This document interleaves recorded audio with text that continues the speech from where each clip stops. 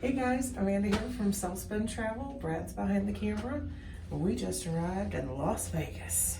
We are here for the week for the Boss Reseller Remix, which is hopefully, I have no doubt, is going to be a fantastic event where we're going to get to meet a lot of other resellers and just mingle amongst our people.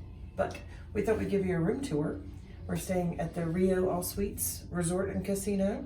We are in room 1323 in the Ipanema Tower. And so this is our room here. We're actually kind of on a corner. And when you come into the room, we've got a refrigerator here, a small like little mini fridge, which is perfect. We stopped at the store, got some snacky snacks, just to have something here to eat and snack on. And then when you come into the room, got a nice couch here, which probably pulls out. We haven't checked to see if it does or not, but it probably pulls out. And nice little sitting chair, and then nice big king size bed. The room looks kind of dated, but not horribly out of date, if that makes any sense. You can see like some wear on the headboard and stuff, but overall everything looks really clean, I think. But pretty basic room. There's a armoire type piece of furniture here, and inside of there is the TV, and then down here is just storage space for your clothes and whatnot, or those fat stacks if you're planning on winning, which we are, hopefully. Can't say hopefully, right? You gotta say I'm doing it. I'm doing it. And then if you go this way here, we've got an awesome view of the Strip. And I don't know if you can see, I'm gonna turn this light off to see if it helps with the glare. But we've got a whole Strip view. So the Rio is not technically on the Strip, it's just off the Strip. Hang tight, we've got somebody knocking. And we're back. It was housekeeping. So anyway, what I was saying was the Rio is not technically on the Strip, it's just off the Strip. But this view is amazing at night, and this is the first time that we've been to actual Las Vegas.